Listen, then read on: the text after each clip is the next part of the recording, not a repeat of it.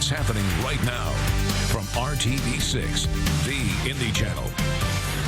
Thanks for choosing RTV6 News at noon, broadcasting live from our Monument Circle studio in downtown Indy. Well, today is it. Months of planning, dreaming, and fundraising for Indianapolis to host the Super Bowl 2018 comes down to a vote in just a few hours in Atlanta, Georgia. That's where the NFL owners are meeting and where our Rafael Sanchez is live right now. Rafael. Good afternoon, Mark, and welcome to Atlanta, Georgia. It is election day here in Georgia, and the Indy bid team is hoping to win the majority of the votes from the NFL owners to get Super Bowl 52. Now, after all the talking is done, here's the video that will play at the conclusion of the official presentation.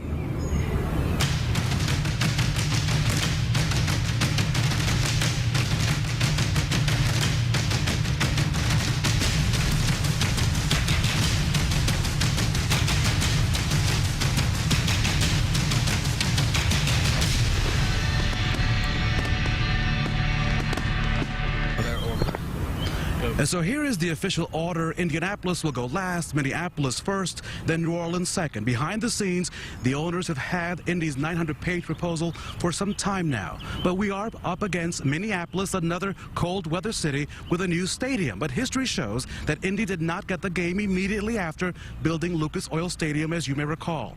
And then, of course, there is New Orleans, which is celebrating its tricentennial in 2018. The sentimental favorite, which has hosted the game 10 times and is also still recovering from Hurricane Katrina. Colts owner Jim Irsay says he's confident in what Indy has to offer. I think you never really know, because when you ask people, some will tell you they're voting for you and then they don't, but then some will tell you that they can't vote for you and why, and then others are open-minded. But I do think, you know, most owners go in open-minded and they want to hear the presentation. They want to hear your numbers and all those sorts of things. And I think that's where we have a great edge when we do our presentation. And obviously, we want to win, and it would be painful, I think, especially for everyone who's put in this amount of work. But we wouldn't give up. I think, you know, it wouldn't be, you know, we think this year is our best chance at the moment, but that doesn't mean it's our last chance. So I think we would just pick our heads up and move forward, just like all people in Indianapolis do, and get the job done the next time. The Irsay family truly passionate about this bid, and so is former Colts player Jeff Saturday, who will be the closing presenter, the special presenter. He kidded with the media, saying that he remembers losing a Super Bowl in New Orleans, and he does not want to lose to the Crescent City again. We will be with the bid committee when the official announcement comes down sometime, Mark, between 3 o'clock and 4 o'clock. We'll bring you those live pictures here on RTV6. We are live in Atlanta, Georgia. Rafael Sanchez, RTV6. And we'll be putting out a push alert at that time, too. Thank you, Rafael. We are following developments from a deadly and violent night in Indianapolis. 4 people dead at 2 separate shooting scenes. 3 people died in a shooting on the northwest side, and about an hour later, another deadly shooting on the north side. RTV6 reporter Jack Reinhardt joins us live from the triple shooting scene. Jack. Well, Mark, the neighborhood is still in shock. IMPD homicide is still in recovery mode. And as you can see behind me, crime lab investigators are still on scene here processing evidence some 14 hours after last night's shooting. Now, as you mentioned, 4 people were shot. 3 died at the scene. A 10-year-old girl who lived just a few doors away was also struck by a stray bullet that went into her house. She remains in stable condition at this hour at Riley Hospital for Children. Sources familiar with the investigation say that the motive for the shootout was robbery, that one of the suspects showed up at the house here in the 5200 block of Lake Manor Drive wearing a mask, and that he and his accomplice were after drugs. Gunfire erupted. Neighbors reported hearing anywhere from a dozen to more than 20 shots. And when the gunfire stopped, 3 men were dead and an innocent 10-year-old girl lay wounded. It's upsetting. It's really upsetting. You know, you move to a community where you think you know everything is going to be very peaceful, and then you end up in a situation like this, and you know it's terrifying. So it's just the world conditions today.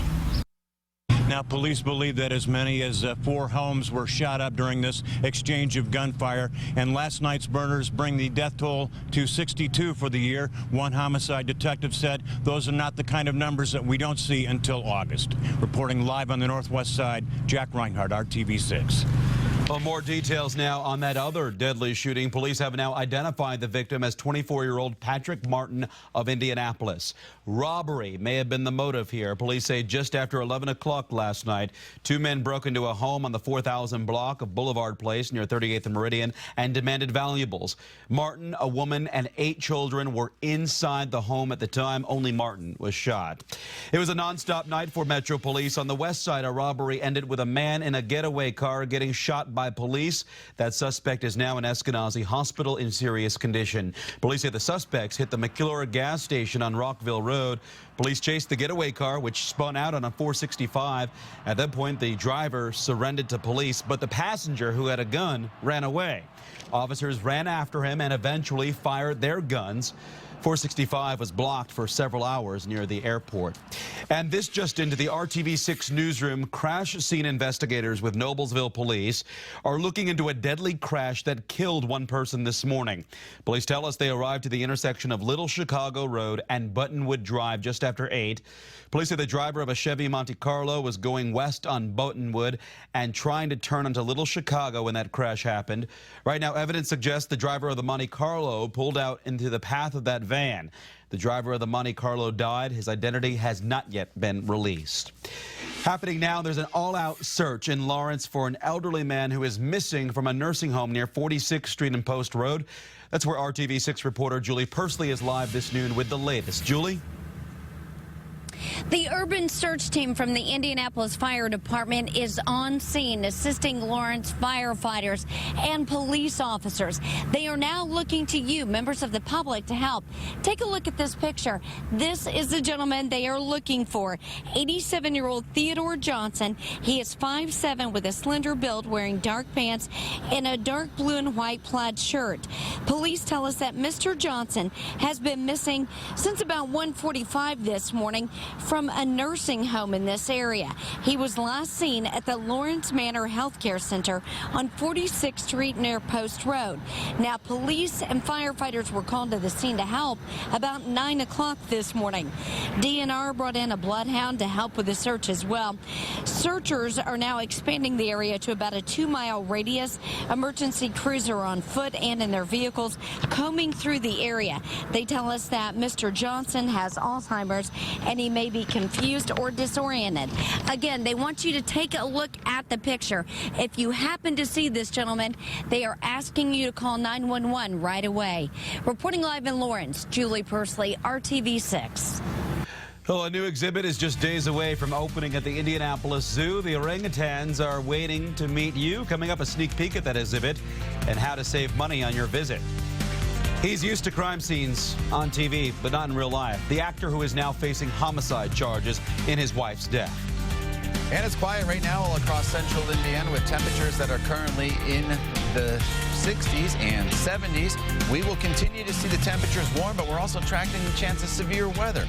Your Storm Team 6 forecast is coming up. All new at noon. It is just a matter of days now before the new orangutan exhibit opens to the public at the Indianapolis Zoo.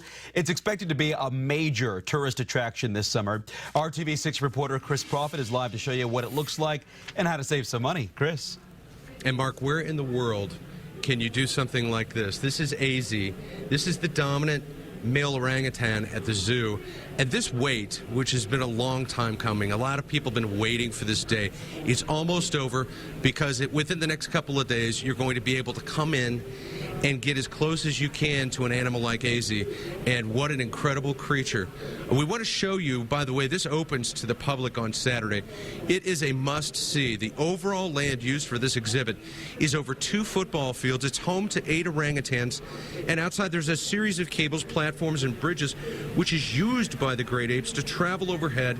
And then you can come indoors, as we are, and see the great apes up close and personal. And the zoo is preparing for a lot of guests this summer. And this is some of what you need to know if you're planning a visit. Oh, I think the first thing everyone needs to know is go online, plan your visit in advance, and buy your ticket in advance, because it will be less expensive.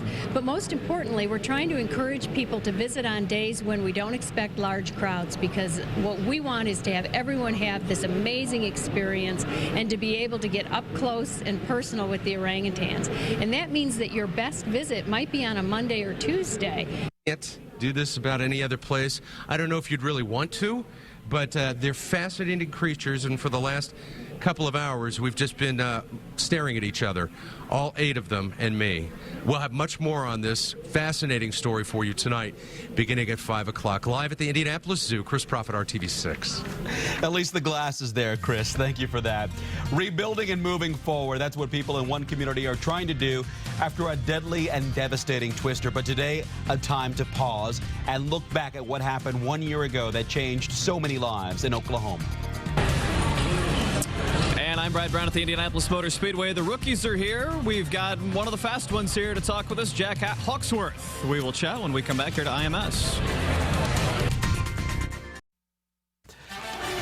The Speedway is quiet today. No cars on the track again until Thursday. Most of the Indy 500 field around the country making media appearances. But the rookies are at IMS for another great race week tradition. Brad Brown joins us live from the Speedway and the annual Rookie Luncheon. Brad?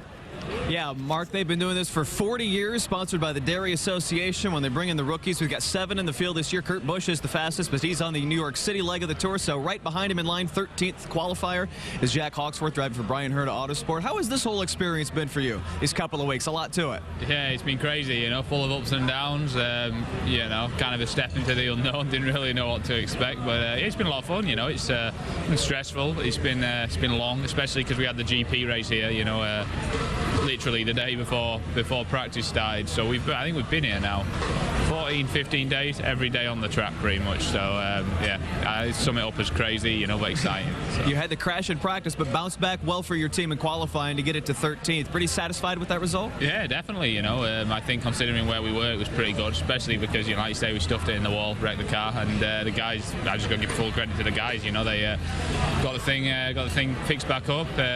Todd, my engineer, wonderful job with the setup, and we got out there and we, you know, qualified reasonable. So happy. Yeah. Well done. The clock is ticking now. Are you ready to finally get to race day with this thing? I think so. Yeah. I mean, it's a step into the unknown a little bit for us again, because we've not had that much not had that much testing. You know, due to kind of the accident at the start of the week, a few issues yesterday. But you know, we'll get out there carb day, try dial it in, and then 500 miles. You know, anything can happen, right? So let's just see what happens. Yeah. He's got the right perspective. Yeah, go get him, man. Yeah, it's good. Jack Hawksworth. He'll start 13th on race day. We'll see him back here for carb day on Friday. We're live at IMS. Brad Brown for RTV6 Sports. All right, thanks, guys, for that. Today marks 1 year since a massive tornado hit Moore, Oklahoma, killing more than 24 people and causing an estimated $2 billion in damage. That twister carved a 17-mile path into the landscape, shredding houses, schools, and businesses in the process. Brianne Palmerini with our Scripps station in Tulsa takes a look at how people are remembering that fateful day. 25 people died in that devastating tornado, 7 of them right here at Plaza Towers Elementary, all 3rd grade students. The scene here is quite different than what it was a year ago today. The building, a pile of rubble, now nearly completely rebuilt, and school officials say it will be ready for students in August when the new year starts. Part of the new construction will include a memorial dedicated to the 7 students. Today, each school in the district plans on honoring the tornado victims with their own special ceremony. The city of Moore will also hold its own remembrance ceremony led by Governor Mary Fallin. In Moore, I'm Brianne Palmerini. Back to you. All right, thank you, Brian, for that. Let's get a live look from our Weather Now camera. Calm skies here. Things at the Indianapolis Motor Speedway quiet today. Let's get a look at that forecast now for the rest of your work day. Here's Todd. And Mark, after several days with temperatures below normal, we are back above normal in the temperature department today. We throw the sunshine in. It almost has a summer-like feel. Here's a live look from downtown off to the west, and you can see that hazy sunshine. We had a period where we had the cloud cover in place this morning. Clouds are now starting to break apart, and you notice the humidity that's creeping shaping up a little bit too now at 66%. The temperature that sits at 73 degrees and all across the area. Temperatures have now climbed into the 70s. 75 in Terre Haute, 70 currently in Muncie. But you look back off to our west and temperatures are in the 80s in St. Louis, near 80 in Des Moines, and Chicago is sitting at 77 degrees. So now that we have gotten into the sunshine, we will continue to see our temperatures warm up into the low 80s as we head into the late afternoon hours, and then falling back into the upper 70s by about 6 p.m. with, again, skies that'll be partly cloudy with that hazy sunshine across the area. What we are not expecting in the forecast today is rain. TrueView radar is completely quiet across the area and will continue to be so throughout the afternoon hours. And there's that band of cloud cover that was around this morning that continues to work its way off towards the east. Now, there is a cold front that lies off to our north and to our northwest. The warm front has already pushed through, putting us in the warm sector of air. And the Storm Prediction Center has put a portion of central Indiana under the slight risk of severe weather for very late tonight into early tomorrow morning. There could be a stray shower, especially in northern locales, but that is just about it. I am really not too concerned about the threat of severe weather as we head into the evening hours tonight, even though the Storm Prediction Center does have the northern half of the state under that slight risk for severe weather. I do think the better chance of severe weather is going to arrive in the forecast tomorrow during the second half of the day as that cold front sags to the south. You do notice a few isolated thunderstorms flaring up Wednesday afternoon and evening. As we watch these storms come in, there is the chance a few of them could be on the strong to potentially severe side. And the main threat, I think, would be the possibility of hail with these storms. Wind would be about the moderate threat, and there's a very low threat of tornadoes with these storms. Again, this will be Wednesday. Today, just partly cloudy, up to 82 degrees for the high temperature. Then overnight tonight, down to 65 with partly cloudy skies. And take a look at the 7-day planning forecast. We deal with the showers and thunderstorms for the day tomorrow, and then once we get rid of them, we have a great stretch of weather heading into race weekend and also Memorial Day. Saturday for the parade, 75 degrees. Race day itself, 77 to about 80 degrees with lots of sunshine, then back into the low 80s for Memorial Day. There it is, the race day forecast. Thank you, Todd. All new at noon. An actor who plays a cop on TV is now at the center of a real-life crime as a suspect here. Michael Jace is charged with homicide after his wife was found shot to death in their Los Angeles home last night. Jace plays an L.A. detective on the FX police drama The Shield. Jace and his 40-year-old wife had been married for 9 years, and they do have children. And we want to introduce you to our pet of the week. This is Mrs. Tickles. I did not make up the name, but we'll introduce you to her, let you know how you can take her home to be your pet. Coming up in just a few minutes. Stay with us. And Joe Kaiser from the Humane Society of Indianapolis is with us with our pet of the week. Introduce us to Mrs. Tickles. Todd, I'm going to tell you, if you want a cute little fur ball to lay in your lap, this is it. She's a 5-year-old Pomeranian mix, just adorable, loves to be held, loves to nuzzle with you. She's looking for a fairly quiet home. No young children. Older children would probably be fine with her. She is a lap dog. Okay. She will curl up on your lap. Most of the way, all the way here, she did. Yeah, and she's been sitting on your lap this whole entire time. She sat through the whole weather segment, and you're right. She is a lover. She's licking me right now. She's a fur ball, so a home probably with no kids, but one that could give her lots of attention and that she could sit on the lap while you're watching TV as well. That's it. That's it. And she is, just, like I say, she's just a lover. All right, and her adoption fee is $195. And if you'd like to adopt Mrs. Tickles, you can head to the Humane Society to pick her up. Mark. Ms. Tickles, waiting for you. All right, thanks, guys. Notre Dame could have the perfect Father's Day gift for Dad. Grass from its famous football stadium. The university is selling 2-foot by 5-foot section of grass from Notre Dame Stadium for about $150. It includes 2-day shipping and a certificate of authenticity. The grass is being removed today and will be shipped tomorrow. The university is shifting to artificial turf. All right, let's get a final check of that forecast before the lunch hour ends here. And it's a pretty nice one, Mark, as high temperatures will top off in the low 80s across most of the area with partly cloudy skies. Showers and thunderstorms into the forecast tomorrow on a scattered basis. A few could be strong to severe still in the 80s. Then it's cooler but dry for Thursday and Friday, and a great holiday weekend shaping up with lots of sunshine and temperatures in the 70s and 80s.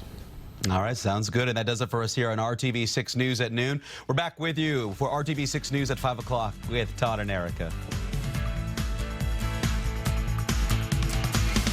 Thank you for choosing RTV 6 News, your home for the NBA Finals and the Indianapolis 500. We are the Indy Channel. The news isn't just about reporting. It's about all of us. It's about what's happening in our world. We fight for what's right. And work to change the wrong. When violence strikes our city, We turn to you to fight back. we're involved in our community. Because making a difference matters. When Hoosiers speak, we listen. And we take action. And all we do. It's really all about you. That's why we're here. To keep you safe, Inform. And in touch. We are RTV6. That's why we are the Indy Channel. The temperatures that we're talking about are deadly. This storm came with a 1-2 punch. We haven't seen roads like this in years. The hardest hit areas is where we wanted live reports to come from, and that's exactly what we brought. to stay safe and stay off the roads. Our RPM forecast model has been right on all day long. We have a full team right now in the newsroom. They've been there since the storm started. We're committed to protecting you, keeping you safe, keeping you informed, and helping you improve your planning, whether it's springtime thunderstorms or a winter snowstorm. We're bringing you the news like you've never seen it before. The news at 11 on RTV6. Things happen just like that. The snap of a finger, things can change. And so the news at 11 is all about what's happening. I want you to be the first to know. We've got a new approach. You're going to love it. More reporters, more cameras. When news breaks, we're going to cover it from every angle and we're going to investigate it. Your coworkers will be talking tomorrow about what you're watching tonight. You can go to bed at night knowing nothing's going to sneak up on you. Watch the news at 11 on RTV6. You're going to say, what is going on RTV6? And we're going to be telling you. Fire an ambulance. Lives on the line. It's an overdose. I need an ambulance quick. Families shattered. I feel like I have lost her. It makes me numb. Innocent people victimized. I would steal from anybody they could. Didn't care who I ran over. Confessions of addiction and the desperation to recover. From RTV6, the Indy Channel, this is a Call 6 Investigators special. Heroin in the Heartland. Now, Rafael Sanchez and Kara Kenny. Heroin is making a comeback at a pace not seen in decades, putting a strain on Hoosier families, first responders, and personal health. And tougher laws when it comes to prescription drugs are a major factor when it comes to addicts turning from expensive pills to powder. An oxycodone pill can cost up to $30, while a hit of heroin, also known as dog food on the streets and usually sold in balloons, can cost as little as $15 for a tenth of a gram. Unlike the pill, the powder can be smoked, snorted, or injected. It delivers a quick rush and then a drowsy feeling. And for victims' families, they say they're overwhelmed by the power of the addiction. You'll not find another drug out there that will take control of you as this. I think this is the worst thing. I think this is the devil's drug. Heroin is highly addictive. It's made from morphine, which is extracted from poppy plants. Indiana's climate doesn't allow it to grow here. The plants usually grow in Asia and Central America. Indiana's supply comes directly from Mexico. Compared to 40 years ago, today's heroin is stronger and thus the high more dangerous. We never in healthcare saw this coming 5, 6, 7 years ago. Never would you believe the numbers today. Never would you have seen the kind of industry that has blown up around this. Talk about heroin addiction being an equal opportunity destroyer of lives. It mentally and physically ravages the addict. It will tear a family apart.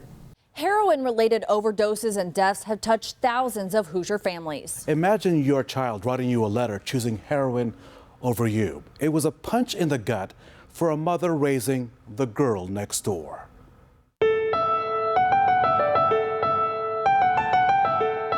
Ashley Milburn is the girl next door. The one who danced ballet, played with Barbies, and blossomed as a teen. There were so many dreams for Ashley, so much love and hope. I feel like I have lost her. It makes me numb.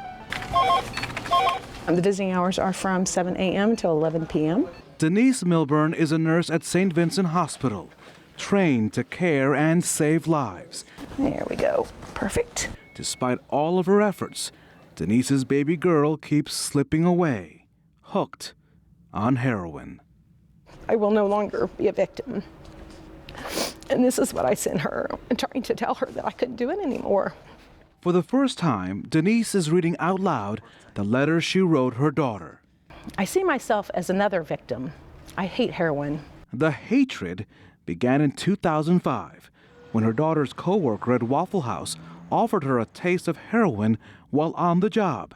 The taste would become an addiction in 2007. Somebody else could overdose and I'll still want the same amount that she had, even though that person just OD'd on me. It's like, I don't know, it's weird. It's like a sickness. She's a different person now. She is not that person anymore. That's how I feel like I've lost her. I feel like what I had, the good-hearted girl, is gone, and now she is just a heroin addict. I want more than anything to be able to stop, but it's really, really difficult.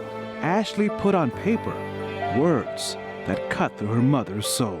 At this point, this is the life I've chosen, and I'm sorry that the heroin is more important than you. I want to say I love you, but you probably don't believe that. I'm sorry this is what it has come to. I hope one day I can make it up to you. She will first have to serve time at Rockville State Prison after several drug arrests and breaking into her mother's home. This young lady, with as many mugshots as high school yearbook pictures, hopes she can break from being a hostage to heroin. I don't want to die. I know she is strong. She can survive. I pray for the day that she believes it too.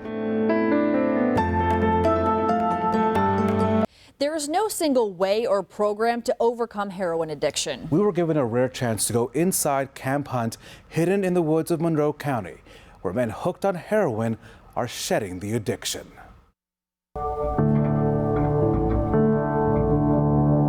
Alec Johnson finds peace on the lake. This is as good as any that I can come and rest and just be able to relax. Preston Rogers wants to make the cut. His future depends on it. I don't want to continue to hurt people for the rest of my life. Both men were hooked on heroin. They came to Camp Hunt to shed the addiction, which made their family and friends flee. At the height of the use, where were you? What did that look like? The height of the use found me in Indianapolis. Alec was spending $100 a day on the drug. It was easier to get street heroin than to get the pharmaceuticals that people were selling. He tried methadone recovery, but he slipped deeper into drug abuse. It wasn't until he lost his job, his vehicle, and housing that he ended up here. What did you learn here? During that long pause, Alec would later tell me he was in prayer, asking God to help him come up with an answer. I learned, he says, his prayer was answered. That before I came here, I was deceitfully wicked in all my ways. There's God in everything. It's not anybody else's fault. It always points back to your own heart, and that's called real ownership. That's what I've learned here. Ownership. The 30-year-old will soon complete the program. Lord, we just thank you for today. Just thank you for all you do in the men's life. Outside of Bloomington, Wheeler Mission has room for 30 men at their nearly 300-acre campground. Addiction's at epidemic proportions right now. That's why we're on our knees every morning as staff. We pray together. This camp is a blessing. We see God do a lot of works here. Here the men's sole focus, self-improvement, through classes, Bible study, fellowship, and work. Pallets produced here are sold to companies that use them for shipping. Profits benefit the camp. The daily work ethic, meant to create better and healthier men. I manipulate, use people, didn't care who I ran over to get, what I was going after, the drug. Preston pictures the day his family can forgive him. The relationships are battered. I was willing to take anything that I could. I sold off family heirlooms that I'll never be able to get back. Two guys, one seeking the tools to tackle his addiction, the other who's turned the tide, both with the same goal.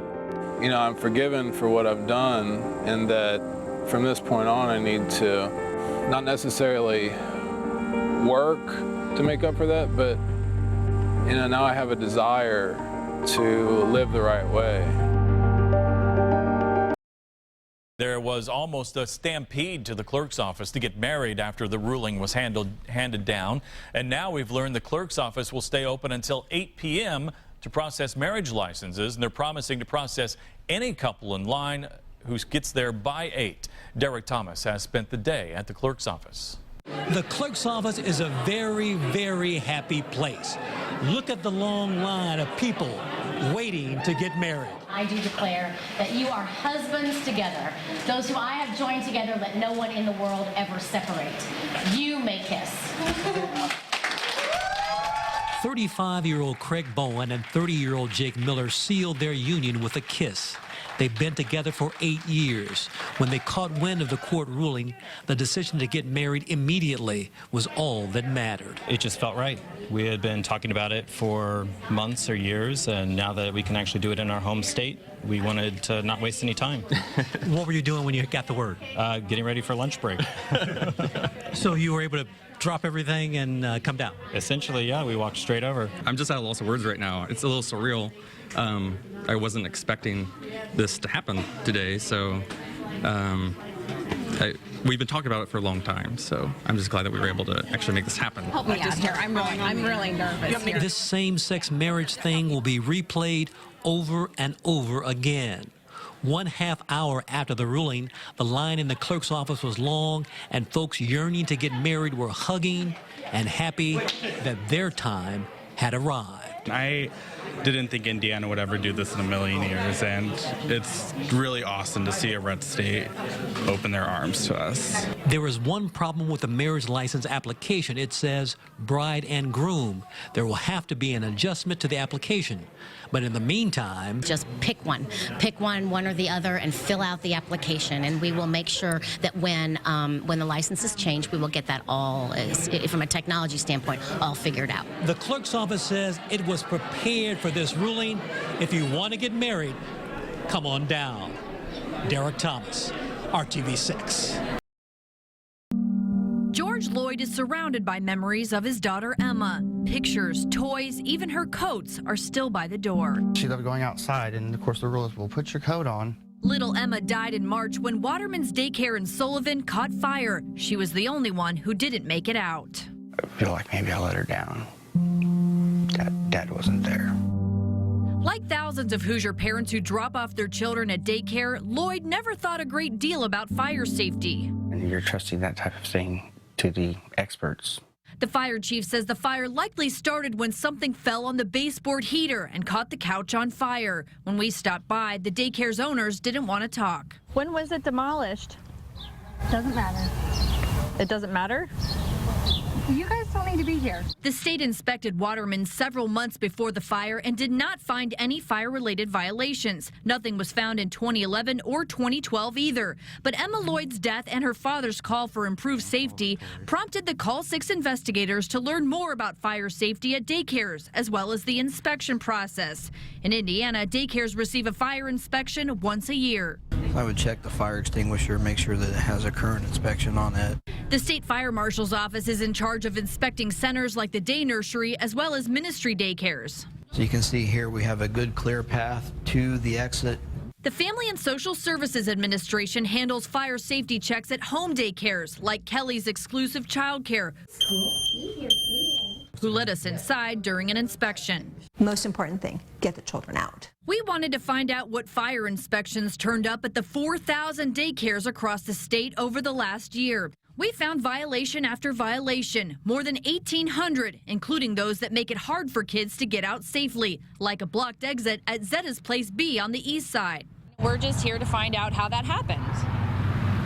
Okay, I don't want to be on the news or nothing. Nancy Reese's home daycare was also cited for blocked exits. Can you tell us how the blocked exits happened? I'm not willing to talk about it. I just don't want to talk. FSSA cited Super Sitters and Fishers in 2011 and again in February for a very serious fire safety violation. Inspectors found children in the basement with no way to get out. The only exit was a staircase blocked with a gate. What can you say in response to these violations regarding kids not being able to get out? No, they were, I mean, that's the safety of the kids is what's most important. So now we've got an understanding of why it's that way, and we're abiding by all the rules. Super Sitters is now on probation with the state. So kids are not in the basement anymore? No. Just My Size Academy was cited for not documenting fire drills, fire extinguishers and fire alarms past due for inspection, and exit signs and emergency lights not working. When the previous director left, we lost all our paperwork. We figured out what we were doing wrong, and we changed it. The state says it's crucial for child care providers to follow fire codes all the time, not just when violations are pointed out. It's an emergency, so you have to be prepared all the time. The state fire marshal's office points out if it's an immediate safety issue, they make the provider fix it on the spot. Our goal is for people to be safe. The state has no data on the number of daycare fires, but they do happen. This East Side daycare caught fire in March, and in 2011, 24 children were evacuated from Regina's Child Care Ministry on East Washington Street after a fire. She was born an angel. She'll always be an angel. George Lloyd wants daycares to pay close attention to fire safety. Those are people's babies. And for parents to make it top of mind. No one should have to lose a child. Now, all the daycares we talked with told us they fixed the issues immediately, and the state says they keep re-inspecting until a provider comes into compliance. The state fire marshal can also levy fines. As for the FSSA, they cannot fine a provider, but they have the ability to revoke or deny a provider's license. Now, if you want to check the safety of your child's daycare, you can look at their recent inspection reports. Just head to our website, theindychannel.com, where you can find out if your daycare has been cited for fire safety issues. From our Call 6 investigators, hidden camera videos raising questions tonight about a Marion County judge's wedding business. Small Claims Court Judge Michelle Scott is accused of using public resources to promote her private business. Our Call 6 investigators went undercover and found public employees in the city-county building handing out business cards for Scott's wedding services. Call 6 investigator Kara Kinney joins us now with what she uncovered and why this could be cause for concern. Kara. That's right, Todd. A lot of judges perform weddings, especially small claims court judges. But the rules of judicial conduct say judges are not allowed to use their prestige or their facilities to promote their own economic interests. Now, it's not yet clear if Judge Michelle Scott has violated that rule, but wedding officiants say they're at a disadvantage because Judge Michelle Scott is getting free advertising and the best spot in Indianapolis. We're gathered here to celebrate love. David Daniels loves love. To love, honor, and cherish. But he says finding people to marry isn't easy, and he spends a lot of time and money on advertising, like hauling this chapel to festivals. We have to spend a lot of money on websites, professional memberships. Daniel says Center Township Small Claims Court Judge Michelle Scott is getting free advertising at the city-county building. It's where people go to get their marriage license. A fellow wedding officiant captured these videos showing public employees at the CCB handing out Judge Scott's card, directing people to her private office and the wedding business she runs with her husband, Rich Scott. Where's the justice of the peace? Okay, we have one. You got your marriage license already? Yes. They're down the street, 120 East Market Street. Okay. Right down the street. You can okay. A fluke? The Call 6 investigators wanted to find out and headed to the CCB with our hidden camera asking for a place to get married. First, the information desk, which is run by the City-County Building Authority, government workers. Looking for a place to get married. Is there any, do they do it here or do they? No, there's an office on Market Street. The judge from Small Claims, she has an office there. All right. And if she's not there, her husband is, and he's authorized to perform ceremonies as well. When we went to the small claims court in the basement of the CCB asking where to get married, a court staffer handed us Scott's business card. You call and make your appointment, okay? And on the way out, we asked another worker at the information desk. She too gave us Judge Scott's business card and directed us to Scott's private office. Numbers obtained by the Call 6 investigators show Michelle Scott and her husband Rich perform more weddings in Marion County by far than any other wedding officiant. More than 1,300 since January 2013. That's 12% of all ceremonies performed. I don't see where it's ethical. According to their wedding website, the Scotts charge $150 for weekday weddings at their office, $300 on the weekends. So we wanted to ask Judge Scott if she's creating an unfair advantage. Is Michelle in here? No. Michelle Scott? You can't come in here with that camera. This is a private office. Okay. Are you her husband? We're just trying to find out why these cards are being handed out at the I'm not a government official. I'm a private citizen, okay? Right. My office. Thank you. Okay. We tried Judge Scott at her small claims court office, but she wasn't there and did not respond to our emails and text.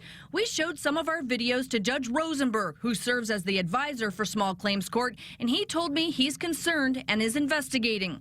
We should also point out when we asked the clerk's office where to get married, they followed their own policy and told us to do our own research. We can't give you any place to go to. You can Google it on our computer.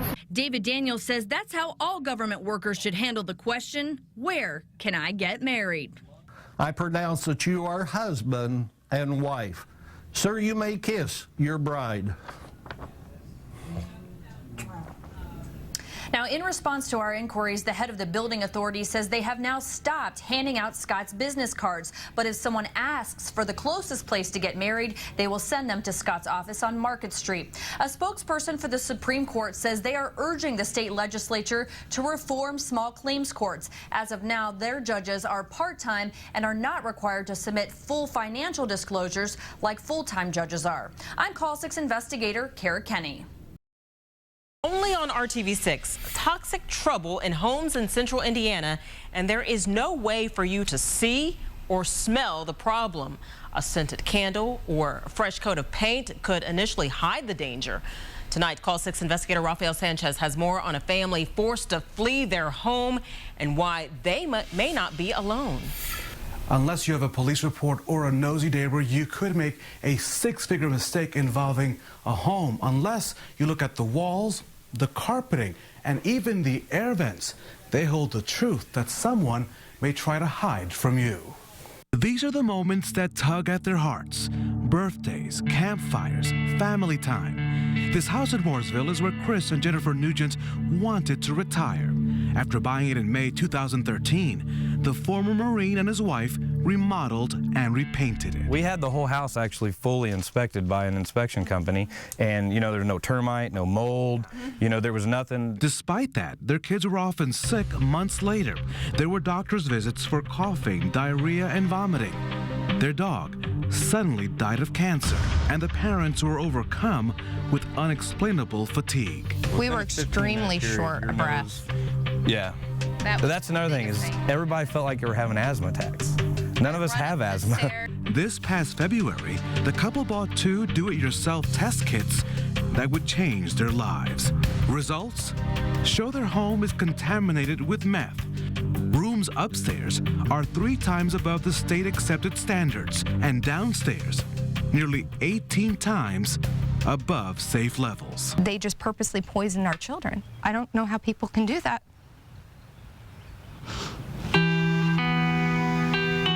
Shame on them.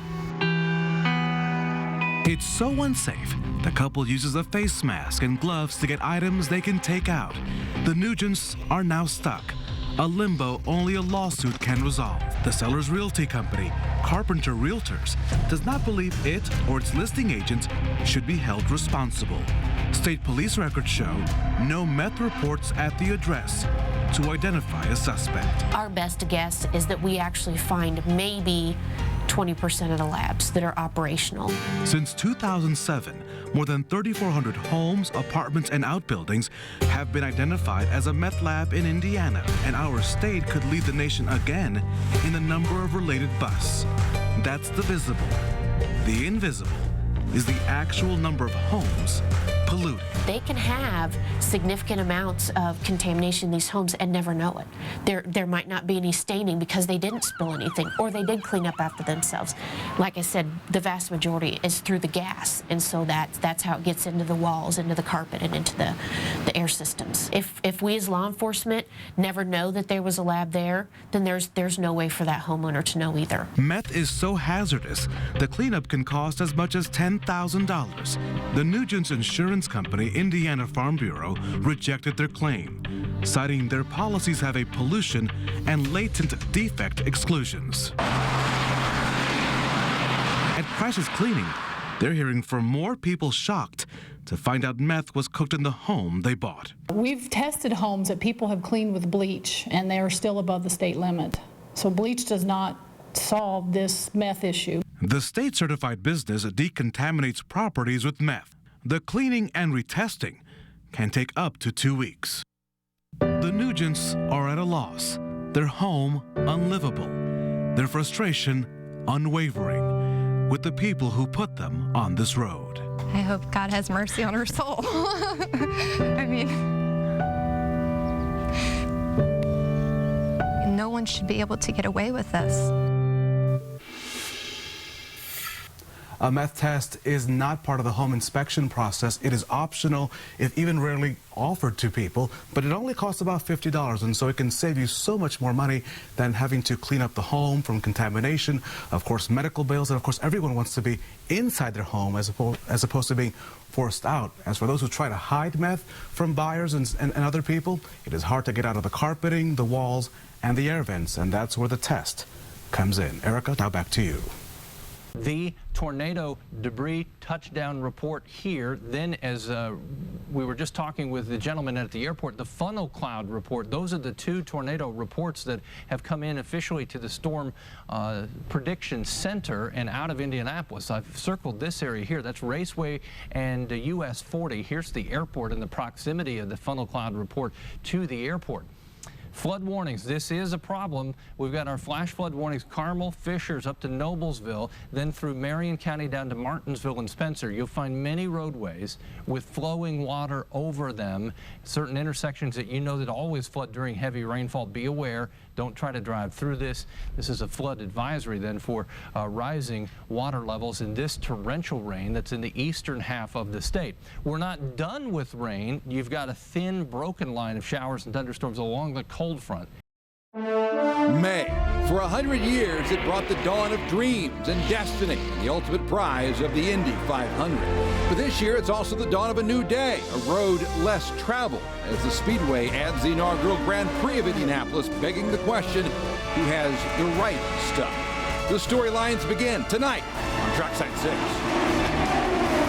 RTV 6, the only place to see the race. This is Trackside 6. Good evening and welcome to the Indianapolis Motor Speedway and the world-renowned Hall of Fame Museum as we jumpstart our Trackside 6 coverage this month. I'm Dave First. And I'm Brad Brown. This month the museum is hosting a brand new exhibit honoring the turbine-powered cars, the most famous being the 1967 car driven by Parnelli Jones that nearly went to victory lane if it wasn't for that infamous ball bearing failure. No more failure for Tony Kanaan, though. The 12th time was the charm as we begin this year by looking back to last year. There are 200 grueling laps at Indy, but for Tony Kanaan, it came down to the last 3. 3 wide, Munoz on the outside, Kanaan on the inside. Who will make the pass? It's going to be Kanaan. Contact yellow is out. It may be over. You're now a winner of the Indianapolis 500, my friend. Great job, Tony. Thanks, guys. Thank you. Thank you. Thank you. And the celebration was on, from the wreath to the milk to kissing his wife Lauren and the bricks themselves.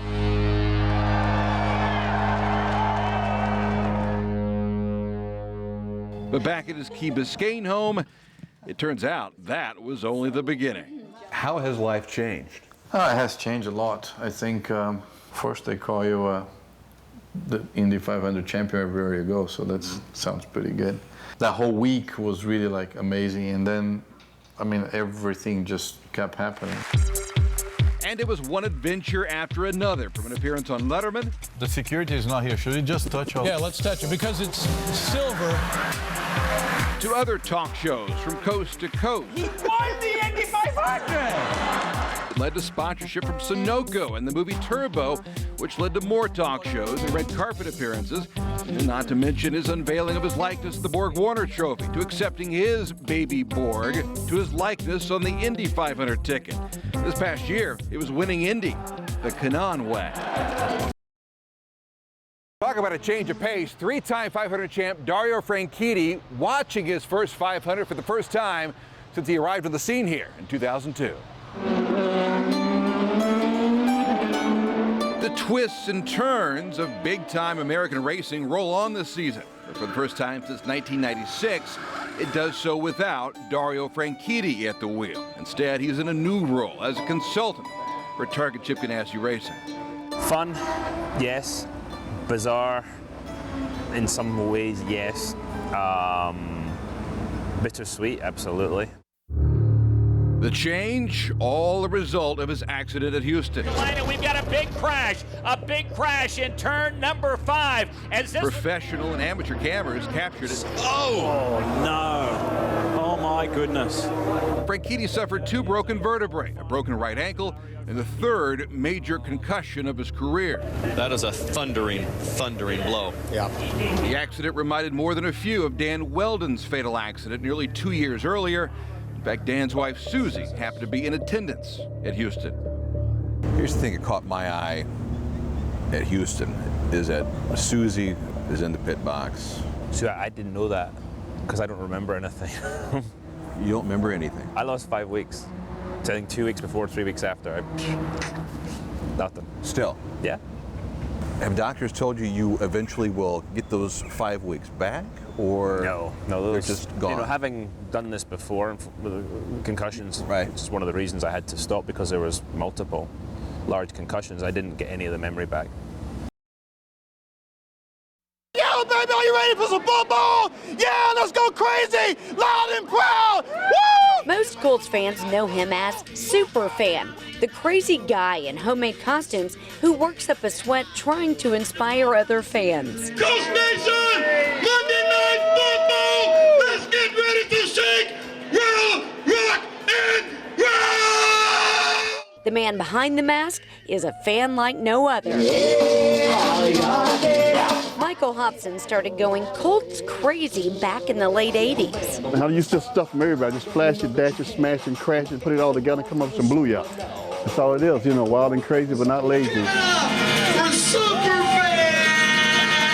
In the early years, he called himself the #1 Colts fan until other people started taking notice. Everybody call me blue guy, Colts man, or super this. And they said, well, at the Colts stand, they call you super fan. I said, I like that. That's when the transformation began in his life and his home.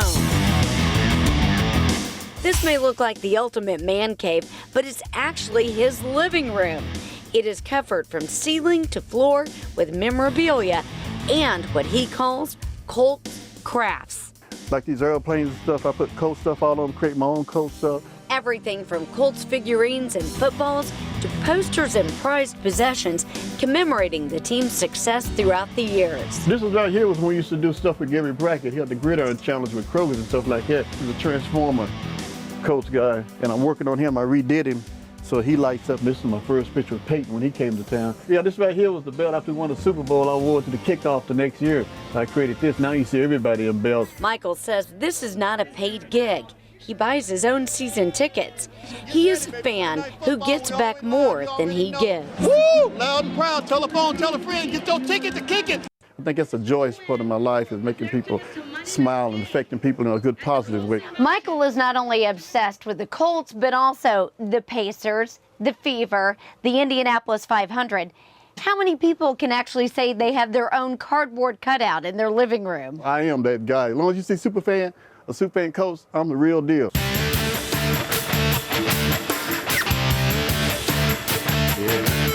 The minute the full costume and mask are on, it's as if he takes on a new personality. Woo! Yo, baby, it's rally time! Yeah! Let's do this! Woo! It's about spreading Colt spirit, woo! Trying to add to the Legion of Blue in Colts Nation. I'm on my way, baby! Oh, yeah! Woo! From Indianapolis, Julie Persley, RTV6. Gentlemen, start your engines! That call begins a 24-year tradition for the Gwynn family. Every Monday after the greatest spectacle in racing, they hold the greatest event in backyard racing. This year, 5 remote control vehicles in the backyard field. This is very stressful. This is immensely. I take my mind off. Crash! Not just kidding. Oh! Their drivers perched above the track. Very, very greasy out there, so you got to be very careful and watch your speed and try to keep it under control. Keep it going in a circle. Spotters clear the occasional wreck.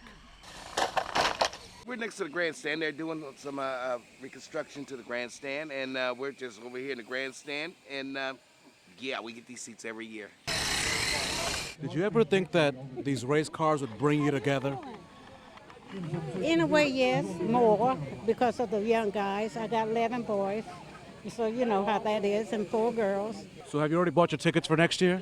Yeah, I'm the first one. So you're a season ticket holder? Season ticket holder. These race fans mingle, munch, and create memories. After 500 laps, the winner's name gets etched into a trophy. There's no milk or money like at the 500, but there is plenty of mileage on bragging rights until 2015.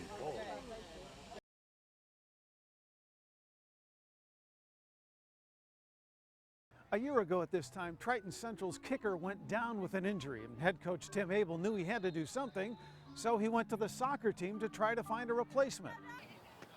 And that soccer player has turned into a gem for Triton Central. Since joining the team midseason last year, number 14 has never missed a point after attempt. And just a week ago, the kicker booted a game-winning 23-yard field goal.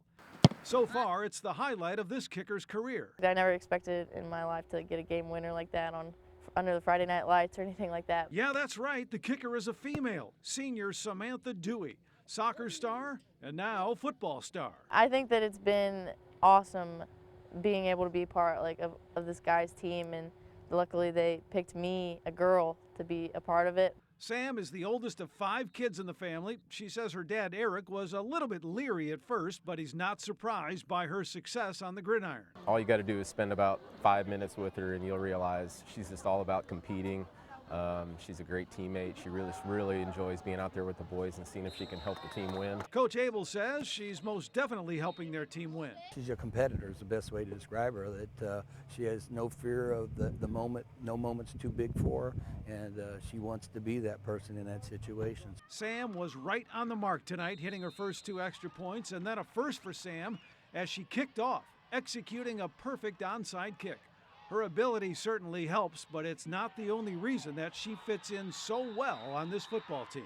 They definitely make me feel welcome, and they always support me and make sure they do what they need to do to protect me. So, I mean, these guys, I've grown up with them since I was in 1st grade. I've been here at Triton Central, so I've always been really close with these guys, and they just kind of jumped on board and really accepted me and have really supported me in all of this craziness. After this season, Sam says her football playing days are over, but she's not done kicking, because she's got a scholarship to play soccer at Xavier University starting next fall. Reporting in Morgan County, Drew Smith, RTV6. Guest services may help you. Marianne Gates has worked at the airport for nearly 25 years. They're out there waiting for you.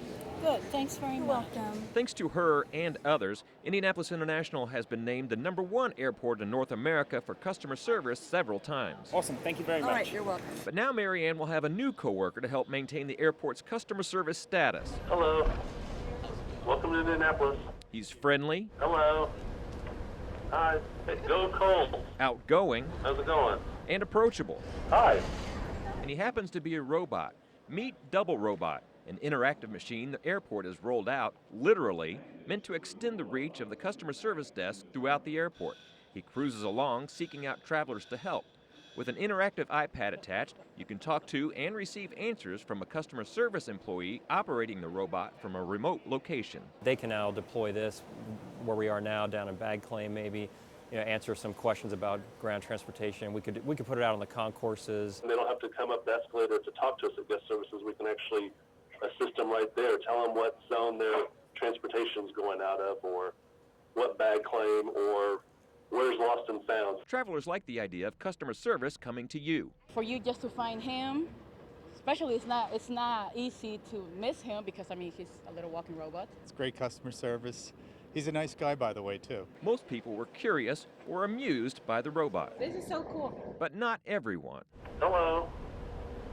The most asked question on this day had nothing to do with needing assistance. Do you mind if I have a selfie? Can I take a picture with you? Mind if I take a picture of you?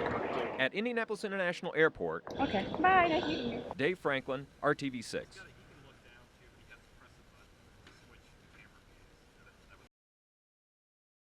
mean, because it looked like he come through that thing like it was just nothing but popsicle sticks. This normally quiet South Side neighborhood became a highway off-ramp this morning. My neighbor called me, told me I need to get home because somebody just took out my privacy fence, and I come home and, well, turns out a dump truck had a blowout, come off the highway, took out my privacy fence. That truck then snapped off his tree and carried it to his neighbor's home. I didn't hesitate to move downstairs, and then when I looked back downstairs, there was a tree inside my house. The truck stopped just short of hitting the house, leaving only minor injuries to the truck's driver. But Laura Miranda got a kitchen makeover. Glass now covers much of this room, and a large tree trunk rests in the spot where only moments before she sat working on her computer. For some reason, I heard my son scream my name, and I go upstairs and I said, well, what you want? And he's sleeping. That's a surprise to me. I heard he called me. It's going to take a crew of men, a chainsaw, and a couple of large tow trucks to remove the vehicle. But Laura says it only took 3 words to move her from harm's way. It's a miracle. Brad Forrestall, RTV6.